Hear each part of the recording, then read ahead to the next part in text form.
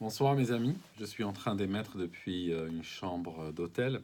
Vous savez, même si j'enregistre beaucoup de vidéos depuis ma voiture, il y a des mois où je passe plus de temps dans un avion que dans une voiture.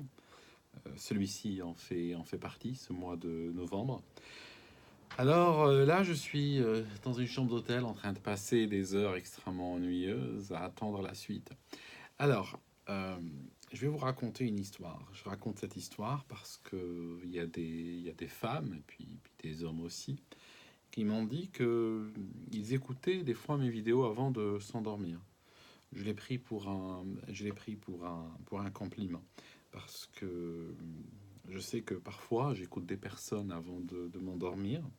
Et puis, je m'endors avec ces voix et il faut que je fasse confiance. Il faut que je fasse extrêmement confiance à la personne que j'ai en face pour utiliser des images que je vais emporter avec moi dans mes rêves, dans mon sommeil. Et puis, elles vont m'accompagner et puis certainement faire ma nuit et très probablement la journée suivante.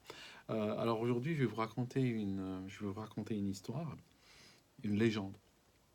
On va parler de la légende iramique. Vous savez, chez beaucoup de peuples qui ont atteint un certain niveau de développement, un certain niveau de civilisation, il y a eu ce sentiment très, très archétypal de vouloir construire un temple, de vouloir construire un temple qui serait quelque part dans leur vision, qui serait le lien entre, euh, entre le sol, entre la terre, entre le matériel, et littéralement la dimension divine où vit Dieu, où vivent les dieux, ou comme ils veulent bien les appeler à l'époque où ils vivent. C'est une force extrêmement puissante. On s'en rend pas compte aujourd'hui dans notre monde de consommation, mais c'est quelque chose, c'est un moteur qui a été extrêmement puissant chez pratiquement tous les peuples de la Terre. On retrouve ça en Inde, on retrouve ça en Terre Sainte, ce que je vais vous raconter aujourd'hui. Mais on peut argumenter que les pyramides d'Égypte, par exemple, n'ont été rien d'autre, en tout cas en grande partie, n'ont été rien d'autre qu'un temple construit par un peuple mystérieux qui a atteint un niveau de civilisation qu'il a voulu couronner justement par la construction d'un temple. Alors, nous allons au moment de la mort du roi David. C'est décrit au début du livre des rois, hein. Si vous avez une Bible, vous pouvez prendre cela. Et puis, il est sur son lit de mort. C'est comme ça que l'histoire commence. Il est sur son lit de mort et il tente de le réveiller. Il tente de le réveiller. Il tente de le ramener à la vie par une méthode qu'aujourd'hui certains trouveraient extrêmement, comment dirais-je, controversée, hein. À une époque post-MeToo, la réalité, c'est qu'ils vont, ça fait pas partie de l'histoire, mais c'est quand même un détail. J'aime bien étudier souvent l'histoire sous l'angle des détails. Euh, ils ont pris une jeune fille qu'ils ont placée dans son lit, n'est-ce pas? En espérant que l'idée n'est pas mauvaise en soi, hein. L'idée n'est pas complètement, et ça prouve que les gens qui ont fait cela n'étaient pas complètement dénués de raison. Mais le cas précis, c'est que ça n'a pas marché parce que il est mort de sa belle mort à l'époque, et d'ailleurs il est toujours mort jusqu'à maintenant. En fait, euh, le roi David, une fois qu'il meurt, il va laisser le pouvoir à son fils Solomon. Mais donc c'est Solomon qui va entreprendre cette histoire de construction d'un temple. Il a voulu construire un temple extraordinaire euh, sur une terre qu'il avait déjà repérée. Cette terre, c'était une aire de battage, ce qu'on appelait l'ère de battage des Jébusites. C'était une aire. Alors, c'est quoi une aire de battage? C'est un endroit, une sorte de cour couverte de galets. Et puis, le blé. Et puis, il était battu sur cette terre-là pour séparer les graines du reste de la plante qui est moins intéressant. Et cette terre-là appartenait justement aux Jébusites. Et puis, il y a une anecdote très intéressante qui s'est passée dessus. c'est que un soir, Salomon, vous savez, la légende dit, parce que nous sommes ici, ce que je suis en train de vous raconter, est pratiquement euh, se situe sur un territoire, intellectuellement parlant, où l'histoire et la légende vont s'entremêler, et il sera très difficile de savoir où finit l'un, où commence l'autre. Donc il est juste quand même que je vous prévienne. Et Solomon, il y a beaucoup de légendes qui tournent à son sujet. Il aimait bien sortir incognito le soir dans son peuple, et puis il observait. Il observait parce que je pense qu'il ne croyait pas réellement ce qu'on lui rapportait. Il voulait se rendre compte de lui-même réellement, de l'état de la nation quelque part. Et puis un soir, qu'il observait cette terre, il a vu quelqu'un. Il a vu une ombre marcher dans la nuit. Et il a vu une personne arriver, un homme est arrivé. Et cet homme a été vers un tas de blé qui était à lui, parce que le blé restait la nuit, parce que le battage se passait sur plusieurs jours, et donc il y avait des tas, chaque personne avait un tas, une pyramide de blé, de graines de blé si vous voulez.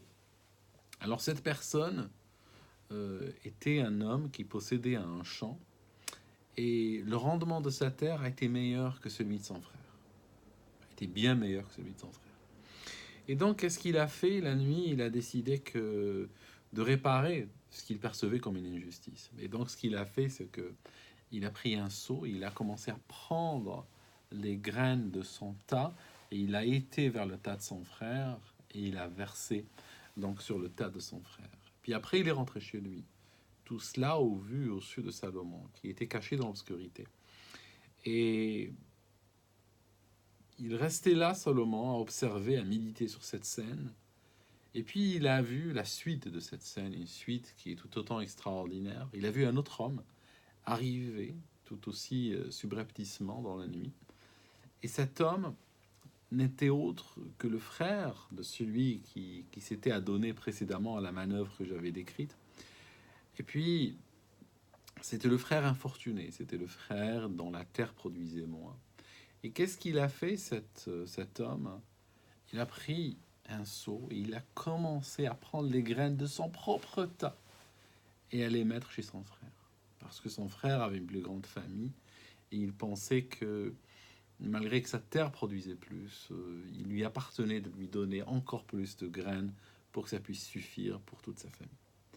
Et donc il y a eu cet échange, il y a eu ces frères qui, sans le savoir, chaque frère dans le dos de l'autre, a fait du bien, a fait un acte de générosité pour lequel il n'attendait aucune récompense. Cet acte de générosité, normalement, devait, s'il n'y avait pas Salomon qui avait observé cela, et l'histoire s'était transmise à travers le temps et par les circonstances jusqu'à nous, ces actes de générosité n'auraient même pas été sus ou connus. Et donc, Salomon venait de trouver, à son sens, venait de trouver l'endroit où le temple devait être construit, où le temple de Jérusalem devait être construit.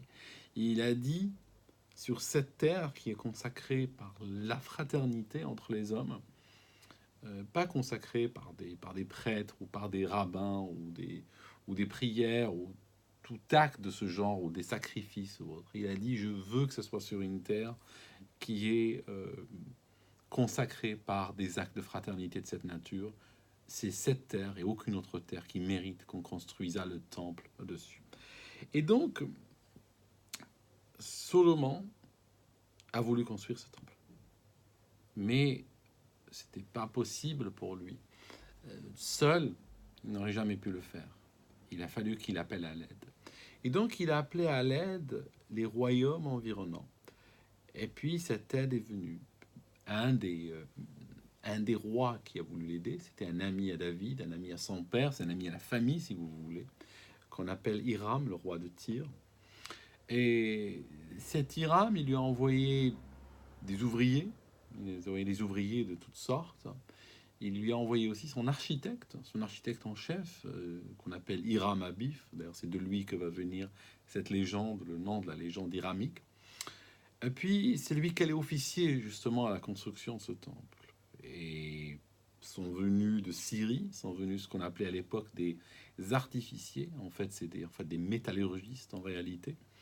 Donc, c'était des métallurgistes qui travaillaient le métal et ils étaient organisés comme très souvent à cette époque et comme très souvent au cours de l'histoire de l'humanité, ces artificiers, ces métallurgistes syriens étaient organisés en guildes ou en confréries. Et ces confréries se transmettaient le secret de leur savoir-faire, de leur art. Et la divulgation du secret était punie de rien de moins que de la mort. Et très souvent, ces confréries ont réussi à garder leur secret pendant des générations, sans que jamais il ne soit partagé. Et très souvent, des fois, à la suite de circonstances tragiques ou extraordinaires, euh, il est arrivé que la confrérie disparaisse ou soit dissimée ou autre, et que ses secrets partent avec.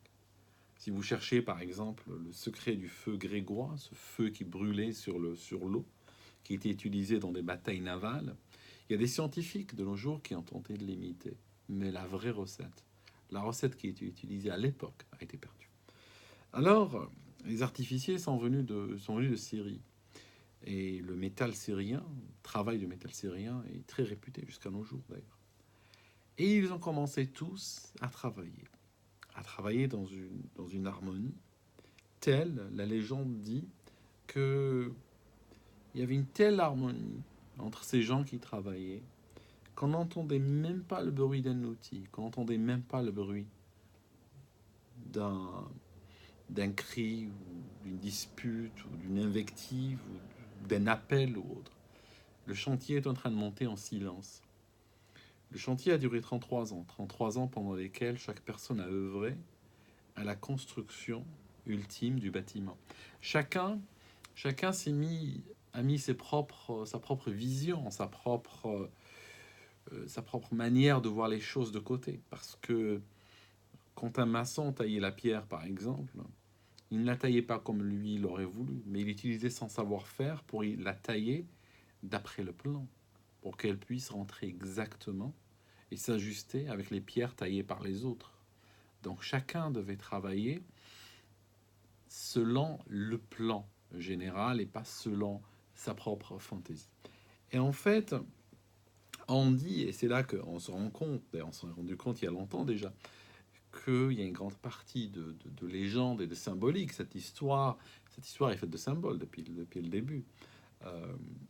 On dit que durant les 33 ans de la construction de ce temple, personne n'est mort. Personne n'est mort, que ce soit de mort naturelle, ni d'accident de chantier, comme il en arrivait souvent. Il en arrive toujours d'ailleurs. Et de la sorte, l'image la plus puissante qui ressort de ce que je viens de cette affirmation, c'est que tous les gens qui ont participé à édifier le temple, à édifier les fondations du temple, tous les gens qui ont creusé les fondations du temple, ont vécu jusqu'à assister et profiter de ce temple fini, de pouvoir l'admirer, de pouvoir s'extasier devant. Chaque personne qui a travaillé sur les fondations a vécu pour admirer le travail fini.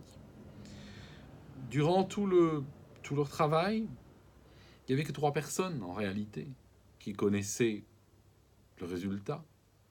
Donc l'architecte en chef, le roi de Tyr, et bien sûr Salomon. Il n'y avait que ces 3 qui savaient à quoi allait servir le temple. Le temple, il allait servir pour que les Juifs puissent cacher dedans, pas cacher réellement, pas cacher dans le sens planqué, mais dans le sens protégé. Mettre dedans l'arche de l'Alliance. L'arche de l'Alliance était la chose la plus précieuse qu'ils avaient. Vous pouvez imaginer une sorte de grande boîte dans laquelle ils transportaient les tables de la loi telles que reçues par Moïse sur le mont Sinaï. Donc, je vous laisse imaginer l'importance qu'avaient ces tables pour ces personnes à cette époque. Et donc tout le temple servait à ranger ces tables dans le cœur du temple, dans cet endroit très sacré dans lequel les rabbins ne pouvaient rentrer qu'une fois par an et après beaucoup de purification. La chair humaine étant considérée comme impure chez eux. Et donc, je disais que durant tout ce temps, les travailleurs venaient recevoir leur salaire. Chaque fin de journée, ils venaient recevoir leur salaire. Et la légende dit qu'ils le recevaient sans scrupule, et ils le recevaient sans méfiance. Pourquoi de cette manière-là? En fait, ils le recevaient sans scrupule parce que il leur revenait de plein droit. Ils avaient travaillé pour gagner ce salaire, et donc il leur revenait de plein droit. C'est pour ça qu'ils le touchaient sans scrupule. Ils le touchaient aussi sans méfiance, sans le compter. De par, la légende nous dit, de par la grande confiance qu'ils plaçaient dans l'intégrité de leurs employeurs en ces temps-là. Alors, le temple, il a été construit donc par les 12 tribus d'Israël, aidées justement par les royaumes environnants. Et il s'est terminé. Et les gens venaient de très loin l'observer. Et il est resté debout, je crois, 400 ans avant sa destruction. Alors, cette histoire de temple qu'on va retrouver à Jérusalem, dont on va retrouver les traces aujourd'hui à Jérusalem, est quelque chose de profondément enraciné dans la sensibilité occidentale, ou en tout cas dans la sensibilité des élites occidentales, à un point tel que très peu mesurent l'impact de cette histoire que je viens de raconter, qui pourrait servir à endormir un enfant ou un adulte, mais peu réalisent l'importance ou l'impact qu'a cette histoire dans notre monde d'aujourd'hui. Parce que les peuples ont toujours voulu construire un temple extraordinaire et noble par sa taille, par ses dimensions, par ses caractéristiques. Et chaque fois que plus les peuples étaient forts et puissants, plus ce temple allait proportionnellement devenir grand et impressionnant. Nous avons atteint un stade aujourd'hui dans notre monde où ce temple aussi est entrepris. Ce temple est en train d'être construit maintenant, pendant que je vous parle. Et ce temple-là, vous n'allez pas pouvoir le retrouver. Vous n'allez pas pouvoir prendre un avion et aller le voir. Visiter les fondations. Vous n'allez pas pouvoir le trouver sur YouTube. Vous n'allez pas pouvoir le trouver sur Google Maps. En réalité, aujourd'hui, il a été considéré que finalement, au point où nous en sommes arrivés dans notre développement, que ce temple-là, la seule dimension qui devrait réellement correspondre à ce temple serait le monde entier. Donc on construit un temple dont la surface sera le monde entier, qu'on appelle de nos jours nouvel ordre mondial. Et ce nouvel ordre mondial correspondrait justement à une transposition de ces anciennes attitudes qui consistaient pour chaque civilisation à construire un temple localisé en un endroit et dédier ce temple à une divinité supérieure ou un principe supérieur. Aujourd'hui, sa transcription arrive sous le nom de Nouvel Ordre Mondial. Voilà, je vous en dis pas plus pour ce soir. Je vous laisse dormir tranquillement et puis je reviendrai une autre fois.